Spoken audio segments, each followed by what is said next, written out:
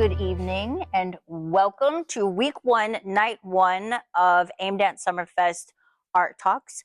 I am here with Shaun Keylock and Atticus Griffin, and we're going to be discussing this process. Yes. I'm very intrigued. So correct me if I'm wrong, but Shaun, you are based out of Portland, Oregon. That's right, yes. And Atticus, you are based out of Houston, Texas. That's right. So how do we restage work from across the country?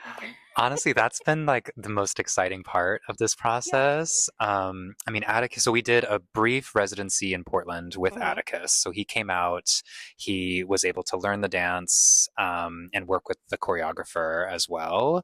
And so he spent about a week, I think, there, maybe a little less. I think 4 days. 4 days, yeah. So he spent a little bit of a residency there with us, and then we let him sort of simmer and work on the piece here in Houston, and then I come here and kind of polish it up. Yeah. Atticus, what is that like for you in the transition of things? Yeah. So, I'm a full-time dancer and teacher in Houston with Open Dance Project, and so my schedule is kind of busy, doing all this stuff. So it's also a solo, so it works well with whenever I want to work on it and whenever I can work on it, and I'm not scheduling with another dancer to coordinate, so that makes it easy to do remotely. But they sent me the solo quite a bit of time before this residency where I was in Portland, and so I got to just kind of absorb the initial map of the dance. I mean, really, there's kind of two big sections in the dance where, I have one costume on in the beginning, then we make a bit of a costume shift, and then there's kind of the second half-ish, little shorter second part. So I mostly learned the back half of the dance on my own and just kind of got a feel for it. And then, so I had embodied the dance a little bit when I came to Portland, and then actually got to be with Greg, who was the original dancer and choreographer. So he kind of told me a bit more about what he was going through when he made the dance and what he was thinking about, and also just kind of gave me some confidence to be myself in the dance. But my interest is in the restaging as purely as possible for the historical kind of context, and that would be a big part of Shaun's interest too with his company. And his would be my next question. Is this is an emphasis for your company, is restaging these works? Can you talk more about that? Yeah, absolutely. So we've been doing this project for about 6 years now, and it actually started out of COVID, really, because I was like, wow, especially locally, like we have all of these amazing choreographers that are, getting a little older. They don't produce their work as much anymore. And, I was seeing COVID kind of affect, older communities particularly. And I was like, wow, we can't lose these amazing works by these artists that have like defined our community. And so for me, that was really important. And so we started this project with Greg Bielemeyer, who's the original choreographer, and we did a whole retrospective of his work. And I think now we've restaged almost like over 12 pieces by him. That's a lot of work. Yeah. In such a short amount of time. Yeah. So this is one of his many solos and works that he's made over the years. And we have sort of the license for his work now, and we perform it pretty regularly. That's incredible. So the restaging, you have a choreographer. A lot of times when things are restaged, they're either restaged by the original choreographer or restaged by someone in a company of someone who has passed on. But what is it like being in the room with the original choreographer, with the restager, with the new dancer? How does that work or feel or impress upon the process itself? Yeah.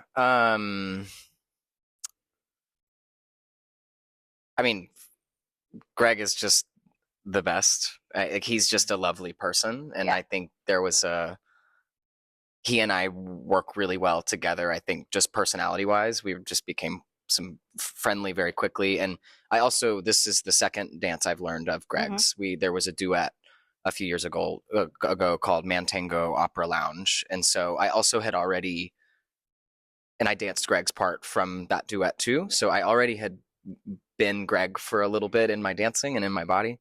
So this was a bit more for him and I to just hone in even more and be a bit more precise. But in the actual rehearsal room in Portland, and then in our Zoom, we had a few Zoom calls too, where I was in Houston and Shaun and Greg were in Portland, and they gave some notes there. But I think mostly what I experienced with Greg was just little little nuggets of memory from a time, or he very rarely would say unless there's a lot of very specific kind of hand gestures in the dance that meant had some significant meaning to him and his past. And so as I'm learning the dance kind of as a full embodied thing, he would just offer a little bit of it's a bit more delicate here, or give a little bit of one example is that at the end of the solo that we're going to do tonight,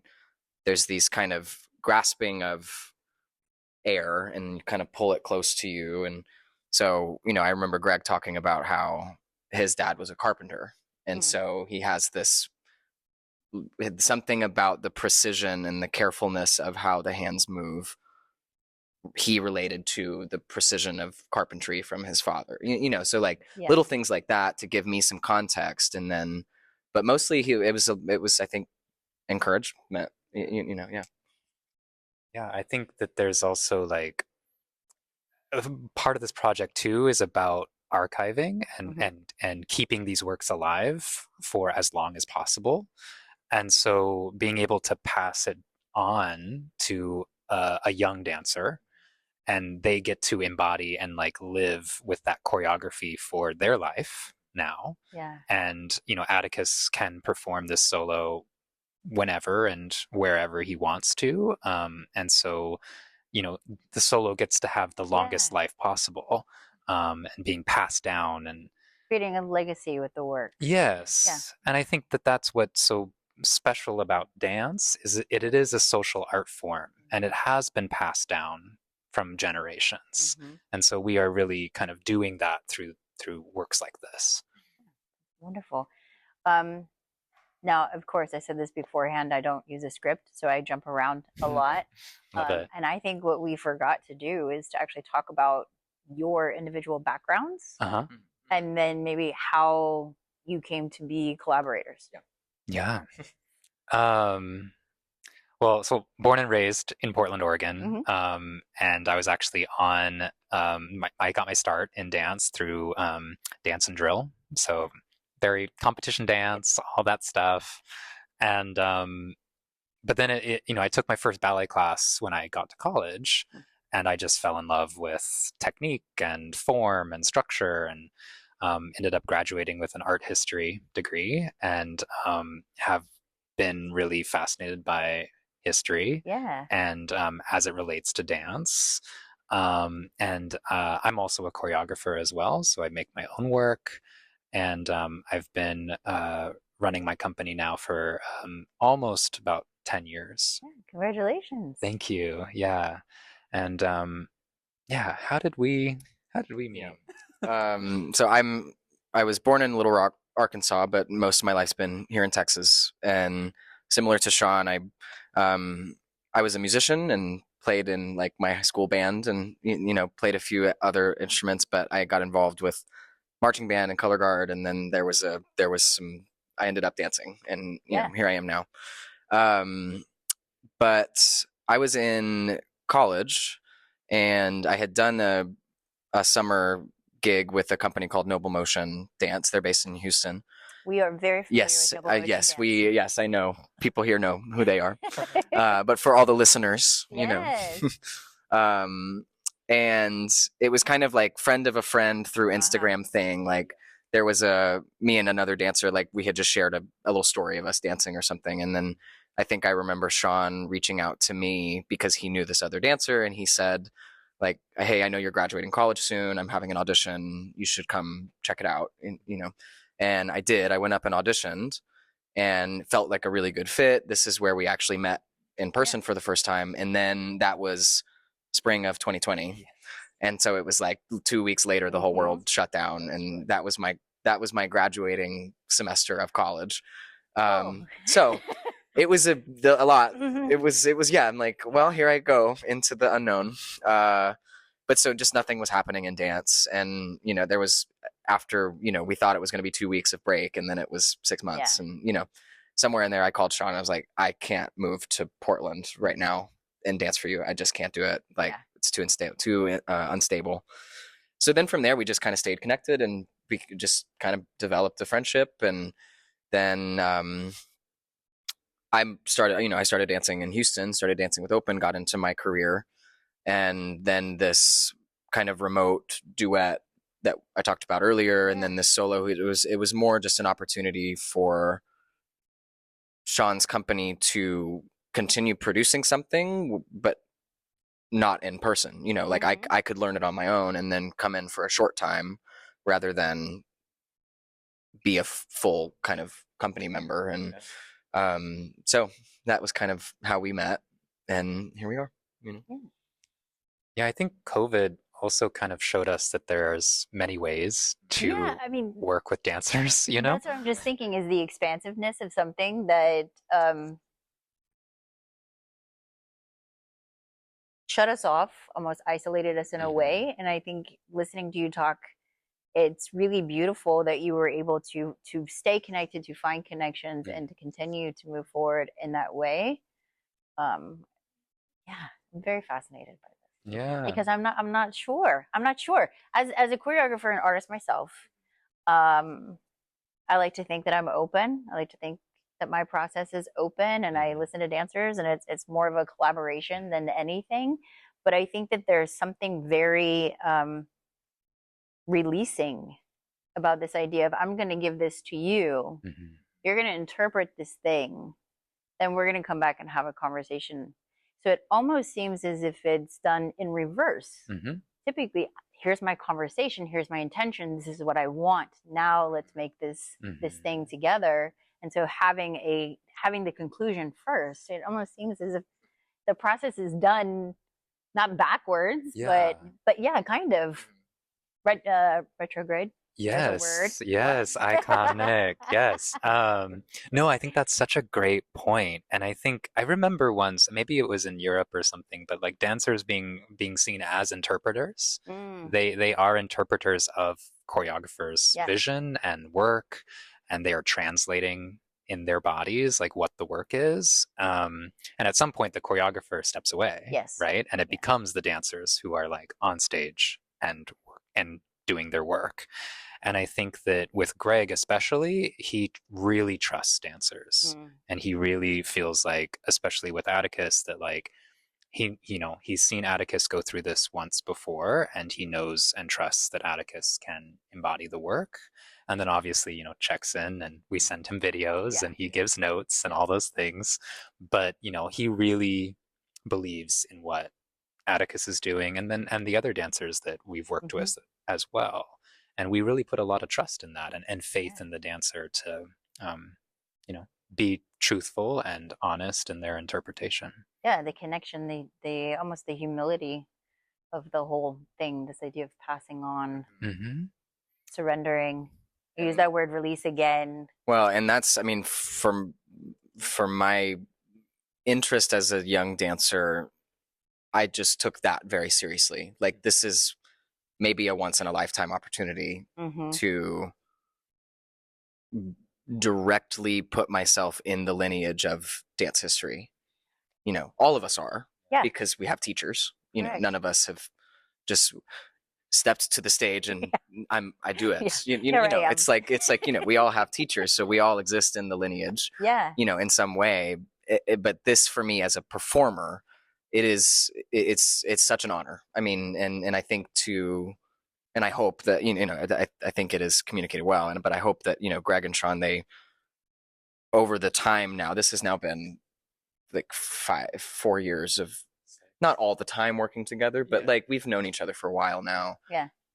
I respect what we're all doing here, and I think they also bring respect into what my skills are, and So I think it works well because we all trust each other, and there's a shared interest in really honing in as close as possible. How does this thing that doesn't exist anymore now exist here? What does it mean now to bring this older dance here? And that's I think we just have a shared kind of drive to bring that here. Well, and that's one of the reasons why I like doing these art talks, is because there's so much that the audience doesn't know, that the audience doesn't see. The audience is going to see you perform a solo tonight. They don't have this background information of what it took to make this. So knowing that, what do you hope that the audience can kind of take away from the experience?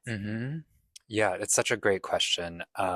And I think that, one of the things that this is something Greg always loved to share when we first started this project with him, he was like, are you sure you want to do this? Like, he was like really worried that the dances would look old and look dated, And so like something that's really cool is this dance that you'll see tonight is premiered in 1993. So like that was the first time it was performed, and only time. It was only performed once in 1993, and not even in a real theater. And so really, like, I mean, y'all are getting a really special premiere as part of this festival. So that's something that's really cool. And I think that, one of the things I've always told Greg and reassured him about is the dances look fresh. They look exciting. They're activated by young dancers, and they look just as good now as they did 30 years ago. And I think that, that's something that's really special about doing some of these dances, they are timeless in a lot of ways. And that, one of Greg's signature things is he's very, he does not tell stories. He does not like there to be a narrative or a story. And, one of the things that I think that is really special about his work is that it touches, audience members can relate in some way to the work. And I think that is something that we're really hoping for tonight is that they get to be drawn into it, that they relate somehow, and that, something that is going across time, 30 years, still reaches you, as an audience member. That's really, really beautiful. Well, thank you both so much for being here, for sharing this experience with us. I'm looking forward to seeing the performance tonight and tomorrow night, and wish you the very best. Thanks, Amy.